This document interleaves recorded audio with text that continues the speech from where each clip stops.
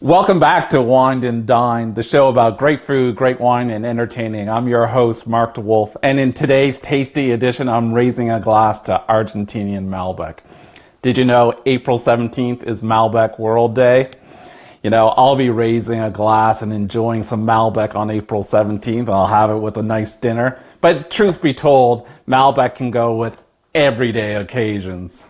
You know, Malbec is quite versatile on the table. It can go with a lot of different meats. You know, traditionally it's served with steak, but there's so many more options than just steak because there's a lot of variety in Argentinian Malbec. You know, Argentinian Malbec can range from fresh and fruity to a little bit fuller in style and even a little more complex and rich. You know, there are some unifying characteristics to the wine. You know, there's a boldness, there's a richness, and the softness of the tannins. But, you know, the flavors go from violet and cherry all the way up to blackberry and blueberry.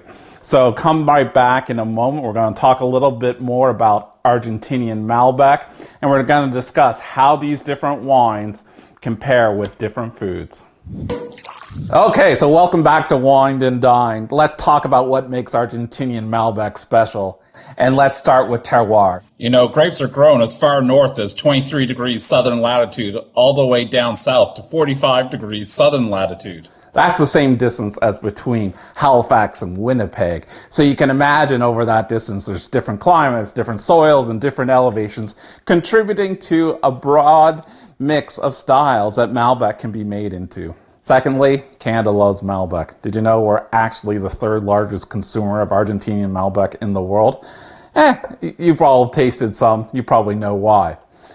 Third reason, it's the high vineyards. So when we're talking about Mendoza and further north in places like San Juan and Cafayate, the vineyards of Argentina are exceptionally high. They're in the foothills of the Andes. We can go as high as 10,900 feet in elevation.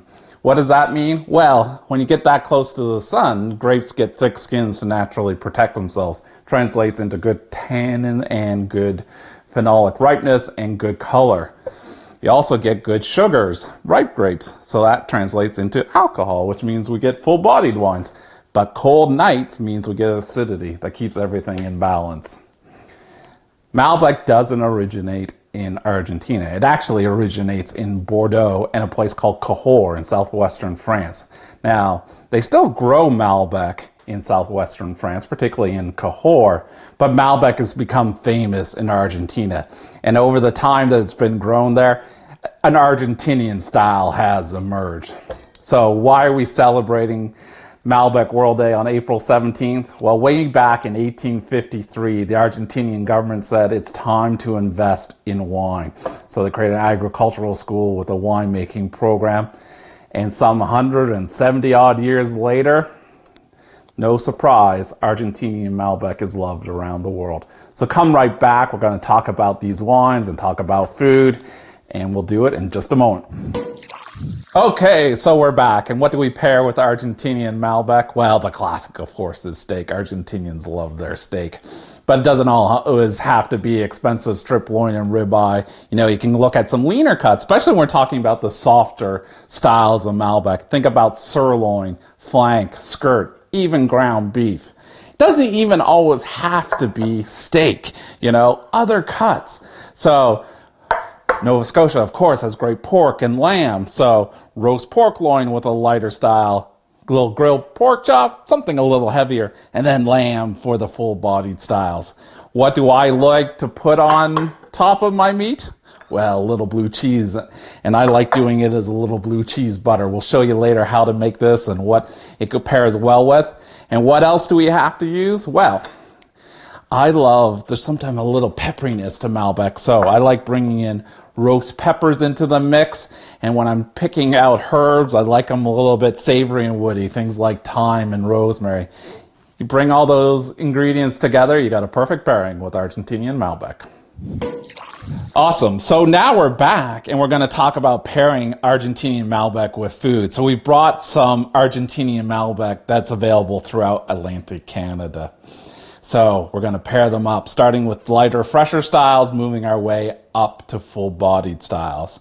So when you're talking about pairing Argentinian Malbec with food, we generally say steak, but like I said before, it doesn't have to be steak.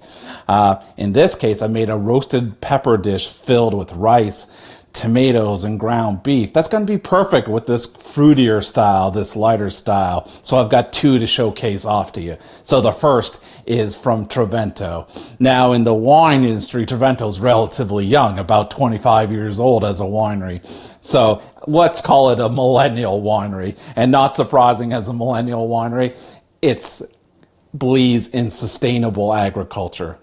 So sustainable, committed to the earth, and delivers a really fresh and fruity style. Pretty soft and easy to drink. Don't want heavy cuisine with it. Light and fresh, like this stuffed pepper dish, could easily be my Wednesday night meal. A little step up in flavor and structure is the Jean Bousquet. So Jean Bousquet arrived in the 1990s as a Frenchman in Argentina and planted vineyards in what's called the Tupangado area, which is part of the Uco Valley, which is itself part of Mendoza. So high elevation vineyards contributing to the freshness of the wine. This wine, I find, it's organic, and it really demonstrates this kind of modern freshness. Great cleansing acidity, plummy fruit flavors, a little bit of spice, and nice back end acidity. You know, Domaine Bousquet, great deal. Probably compare with a lot of things. I'm still going to have it Wednesday night with my roast pepper dish. Anyway, come back in a second and we're going to talk about a few more Argentinian Malbec. Okay, so welcome back to Wine and Dine. Now we're going to talk about a little bit fuller flavored Malbec. You know, a little bit riper, a little bit more body, and the fruit flavors will change a little bit here too. So let's start with the Norton Barrel Select. So Norton is a historic winery in Mendoza. It was founded 125 years ago by James Palmer in an area called Lujan de Cuyo.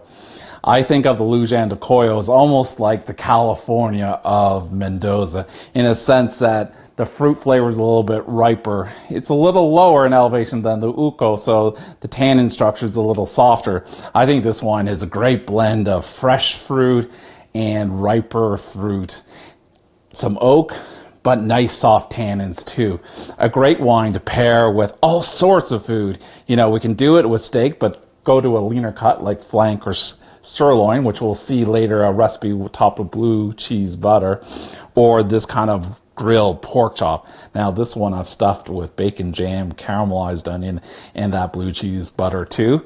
It's delicious. So next wine, Susana Balbo. Yes, it's named after the founder, Susana Balbo, Argentina's first woman winemaker, and actually the first woman to be the president of the Argentinian Winery Association. She's a legend, but it's not just about being a woman winemaker. Her wines really stand out as fantastic. You know, this one is a great full-body style Malbec, mixing black cherry, blueberry flavors, a little bit of spice, and a little bit of oak coming back in. Kind of like the Norton in the sense that it can pair with a wonderful variety of foods, from steak to this grilled pork dish. Now, if you want to talk a bit extreme, let's go to El Esteco, and that's coming from the far north of Argentina. In fact, these are some of the highest elevation vineyards in the world. You know, this one is a blend of two areas, Chanarpunco and Cafayete. These are exceptionally high elevation vineyards, contributing to the richness of the wine, dark color, dark fruit flavors. It still has some great acidity, but I found this very drinkable when I tried it too. I mean, this is a great wine for pairing with more full flavored dishes. So definitely getting into steak. You could go sirloin, but I think you could even go into strip loin or ribeye. And finally, let's talk about Finca Las Moras. So Finca Las Moras is the Malbec that made Malbec popular in Atlantic Canada. It's sold very well for many years here, and for good reason. It really comes from a very special place called the Pedernal Valley. I've been fortunate enough to visit the Pedernal Valley on one occasion, and it's a remarkable place with a diversity of soil, relatively high elevation vineyards, I mean, I think of it as a really special place within Argentina. Contributes to the character of this wine. So you got some jammy fruit flavors, chocolate, robust, a little bit of oak in the finish. It's a really succulent, satisfying wine that can pair with so many dishes ranging from, like braised beef ribs all the way up to full flavored steaks. So come right back and we're going to talk about some wines from Trapezium. Okay, so now we're back and we're going to talk about Trapezium Winery. Really, when we're talking about Argentinian Malbec, you can't not talk about Trapezium. It's one of Argentina's oldest and most historic estates. It's actually about 140 years old. It's legendary. And for a long time, the wines were made by this great globally recognized winemaker, Daniel P. or Daniel Pi. I'm not sure how it's pronounced, to be honest. I'm not from Argentina or Spanish. But now it's led by Sergio Eduardo Casé. Both winemakers have driven a new style of wine that is innovative and brought a whole new way of looking at Malbec. Not surprisingly, Trapezium produces a few different styles, ranging from like the pure Malbec, so fruit-driven, as the name suggests. It's not about the oak, it's about the fruit. So we're talking about plum, red berry, a little bit of spice in the mix there too. Match that one up with my stuffed pepper dish or the pork dish, but leave the steak maybe for the next couple. Moving up a step in weight and texture and fruit flavors is the Roquel Malbec. This one has a lot more dark fruit and a little bit of smoky oak tones. This one I'd say perfect for barbecue fare, but great with a steak on the barbecue. Perfect pairing. And finally, for that one you want to break out at the dinner party, the Trapezium Medalla Malbec. This one, we're moving up a bit in complexity here. Spends 18 months in French oak. I mean, it has such a wonderful mix of plum and dark fruit and spice, a little bit of the oak coming through, great back end structure in form of tannin structure and acid. This is a great food wine, great wine to pair with beef, such as this dish. This is a grilled flank steak topped with a blue cheese butter. I got a few mushrooms on the side. I'm going to be raising my glass to Argentinian Malbec on April 17th, Malbec World Day. I suggest you do too. So make sure you have some local food and a glass of Argentinian wine.